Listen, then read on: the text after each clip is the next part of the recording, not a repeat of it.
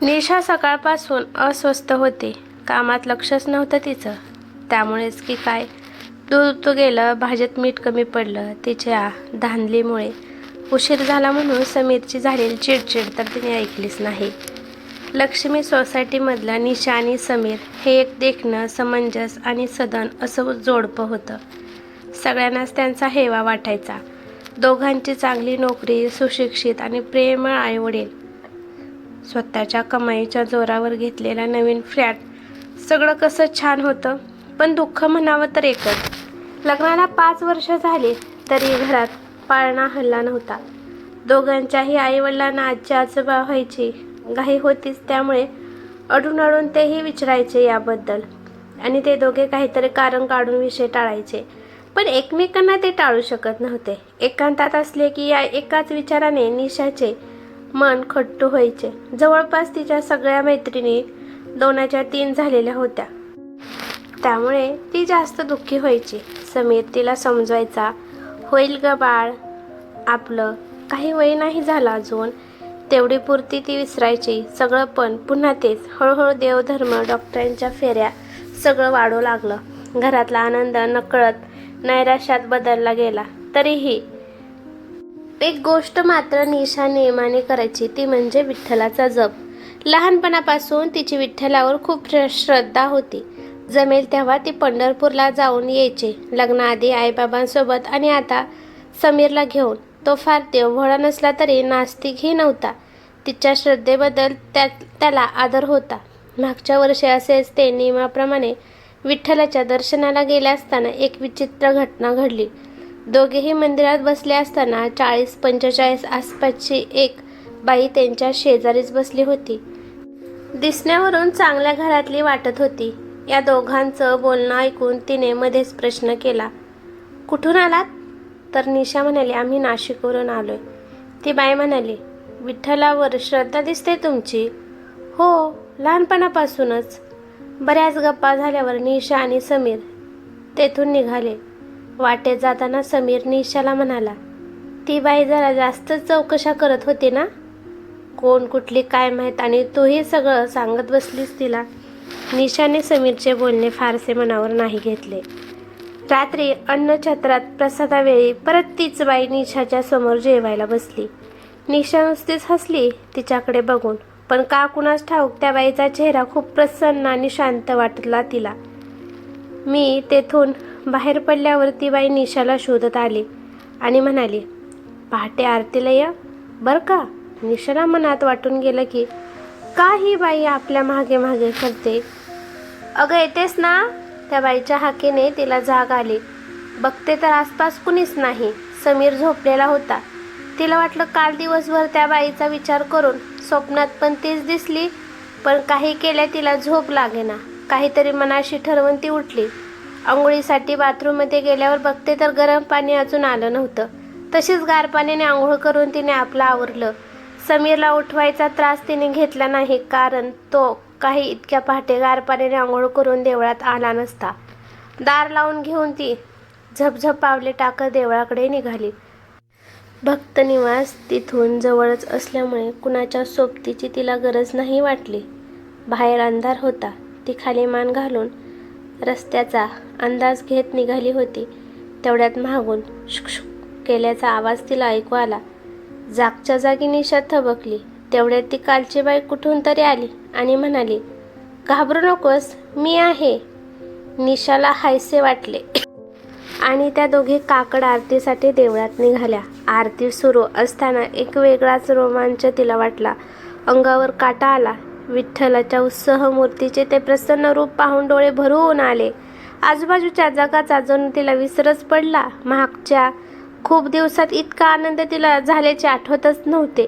आरती झाली. एवढ्यात समीरची हाक ऐकून निशाने मागे वळून पाहिले. खोलीत ती न दिसल्याने घाबरून तिला शोधत तो मंदिरापर्यंत आलेला.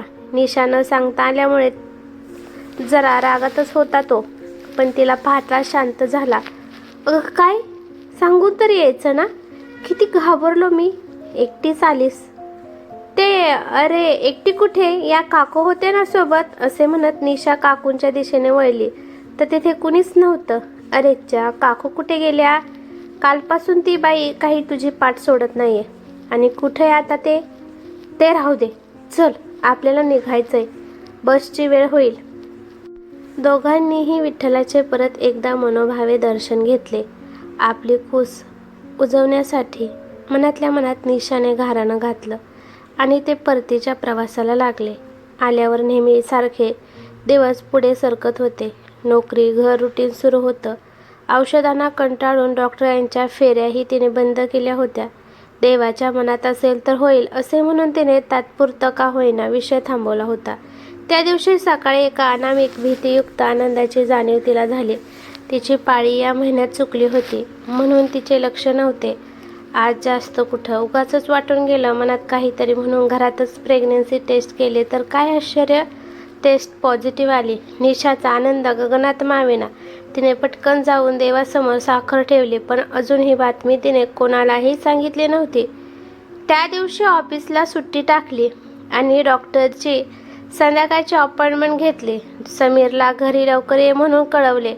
नेमकं त्याच दिवशी जास्त काम असल्याने तो थोडासा वैतागला खरा, पण बायकोची तब्येत बरी नाही म्हणल्यावर तो तयार झाला. स्त्रीरोग तज्ज्ञ डॉक्टरकडे जायचं असं निशाने सांगितल्यावर समीरला वाटलं पुन्हा एकदा ट्रीटमेंटसाठी तयार झाली की काय ही, म्हणून तोही खुश झाला. फार काही प्रश्न न विचारता दोघे निघाले. इकडे अख्खा दिवस निशाने कसा काढलेला तिचं तिला माहीत. इंटरनेटवर माहिती पाहिली, देवाचा कौल घेतला. आईला तरी सांगावं असं वाटून मोबाईल 4 वेळा हातात घेतला आणि परत ठेवून दिला. तिला वाटलं एवढी घाई बरी नाही. मुळातच समंजस असल्यामुळे मनाला आवर घातला तिने. तिकडे डॉक्टरांनी ग्रीन सिग्नल दिल्यामुळे समीर तर नाचायचाच बाकी होता. एकतर खूप मोठं सरप्राईज होतं हे त्याच्यासाठी. तो बाबा होणार होता. झालं. घरातलं वातावरण त्या दिवशीपासून एकदम बदललं. निशाच्या खाण्यापिण्याची, तब्येतीची सर्वजण खूप काळजी घेऊ लागले. सासूबाई सुनेच्या काळजीपोटी गावाहून तिच्याजवळ राहायला आल्या. तिला काय हवं नको ते त्या जातीने बघायच्या. दिवस सरत होते. निशाचे गरोदर पण छान सुरू होते. एके दिवशी मात्र सगळ्याला दृष्ट लागावं असं काहीसं झालं. अचानक निशाच्या पोटात दुखायला लागलं. समीरने क्षणाचाही विलंब न लावता तिला दवाखान्यात हलवलं. जुलै महिना, तुफान, पाऊस, त्यात रात्रीची वेळ. अशा परिस्थितीत समीर आणि त्याचे आईबाबा निशाला घेऊन दवाखान्यात कसेबसे पोहोचले.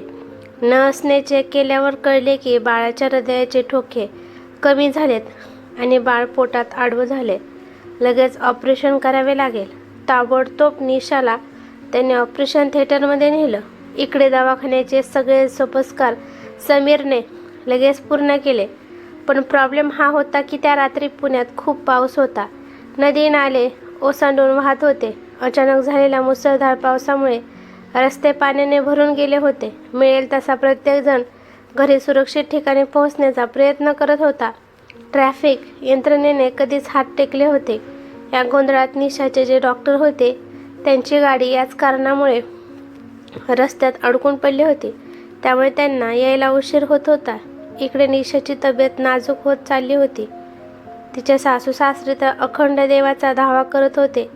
अचानक सासूबाईंना विठ्ठलाची आणि निशाच्या विठ्ठल भक्तीची आठवण झाली. त्यांनी विठ्ठलाचा जप सुरू केला. नर्सच्या ऑपरेशन थिएटरमधून फेऱ्या, दवाखान्याच्या स्टाफची डॉक्टरांना फोन करायची गडबड. समीर हताश होऊन आपल्या बायको आणि बाळाला वाचवण्यासाठी प्रयत्न, हे सगळे वातावरण सुन्न करणारे होते. बाहेरच्या पावसाच्या आवाजात यांचा हा केविलवाणा आवाज कुठेतरी दबला होता. थोड्याच वेळात कुणाच्या तरी येण्याची चाहूल लागली. सर्वांना वाटलं डॉक्टर आले, पण त्या ठिकाणी दुसरी स्त्री होती. घाईने ती रिसेप्शनजवळ गेली आणि तिथे तिने काहीतरी सांगितले की ज्यामुळे तिथल्या सगळ्यांच्या चेहऱ्यावर थोडासा उत्साह आला. त्या स्त्रीला त्यांनी पटकन ऑपरेशन थिएटरकडे नेले आणि नर्स बाहेर येऊन समीरला म्हणाले, काळजी करू नका. डॉक्टरांना येणे शक्य नसल्यामुळे त्यांनी त्यांच्या एका ओळखीच्या इथे जवळच राहणाऱ्या त्या डॉक्टर मॅडमना ऑपरेशनसाठी पाठवले आहे. त्यामुळे तुम्ही आता निश्चिंत राहा. सर्वांच्या चेहऱ्यावर एक हुशारी आली. थोड्याच वेळात बाळाच्या रडण्याचा आवाज सगळ्यांनी ऐकला. तो निरोप देऊन गेलेली नर्स पांढऱ्या स्वच्छ कपड्यात गुंडाळून गोरी पान पिंगट डोळ्याची परी अलगद घेऊन समीरच्या समोर येऊन म्हणाली, अभिनंदन, लक्ष्मी आली. समीरच्या डोळ्यातून आनंदाश्रूच्या धारा वाहू लागल्या. त्याच्या आईबाबांनाही तो जीव पाहून रडू आवरले नाही. तो चिमुकला जीव हातात घेत समीरने नर्सला विचारले, निशा, माझी निशा ठीक आहे ना? नर्सने होकारार्थी मान हलवून सांगितले, हो, त्याही ठीक आहेत. थोड्या वेळात शुद्धीवर येतील. डॉक्टर वेळेत आल्या म्हणून सगळं नीट झालं. देवाने तुमचं ऐकलं. नर्स, मला त्या मॅडमला भेटायचं आहे.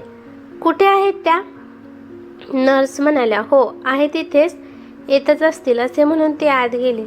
थोड्या वेळाने नर्सने बाहेर येऊन समीरला सांगितले की बहुतेक डॉक्टर मॅडमला काही दुसरे काम निघाले आणि त्या कोणालाही न सांगताच निघून गेल्या गडबडीने. समीर म्हणाला, काही हरकत नाही, तुम्ही मला त्यांचे नाव सांगा, मी उद्या स्वतः जाऊन त्यांचे आभार मानतो. नर्स म्हणाली, डॉक्टर जाधव. समीरला हे नाव नुकतेच कुठेतरी ऐकल्यासारखे वाटले, पण त्यावेळी हा विचार करण्याच्या अवस्थेत तो नव्हता. तो फक्त आणि फक्त आपली बायको आणि बाळ वाचलं या आनंदात होता. सकाळ झाली. पावसाचा जोर ओसरला होता, पण खूप उलथापालथ झाली होती. गाड्या, जनावरं, माणसे पाण्याचा अंदाज न आल्याने वाहून गेले होते. अनेक ठिकाणी तर रस्तेही पाण्याच्या वेगामुळे वाहून गेले होते. दवाखान्यात मात्र निशा आणि तिच्या बाळाचा नवीन जन्म झालेला, त्याच आनंदात सगळे होते. एवढ्यात निशाचे नेहमीचे डॉक्टर नर्सला घेऊन निशाला बघायला आले. तेव्हा त्यांनी जे सांगितलं ते ऐकून सगळेच अवाक झाले. ते डॉक्टर म्हणाले, काल इतका प्रचंड पाऊस होता की माझी गाडी एका खड्ड्यात अडकून बसली आणि ती काढायच्या नादात माझा मोबाईल कुठेतरी पडला. त्यामुळे मी कुठेच फोन करू शकलो नाही, दवाखान्यातही नाही, आणि महत्त्वाची गोष्ट म्हणजे डॉक्टर जाधव नावाच्या कुठल्याही व्यक्तीला मी ओळखत नाही आणि मी त्यांना इथे पाठवले नव्हते. निशा, देवदूतच आलेला तुला आणि तुझ्या बाळाला वाचवायला. निशाने बाळाकडे एक क्षण पाहिले. तिच्या डोळ्यात पाणी आले. डॉक्टर गेल्यावर ती म्हणाली, सगळी पांडुरंगाची कृपा. तुला आठवतंय समीर, आपल्याला जी बाई आपल्याला विठ्ठलाच्या देवळात भेटलेली, तिने त्या दिवशी बोलताना तिचे नाव काय सांगितले होते? समीर एकदम चमकला आणि म्हणाला, मी जाधव, कोल्हापूरमधून आले. ही कथा कशी वाटली ते मला कमेंट करून नक्की सांगा. कथा आवडली तर लाईक शेअर नक्की करा आणि चॅनलवरती नवीन असाल तर चॅनलला सबस्क्राईब करा. धन्यवाद.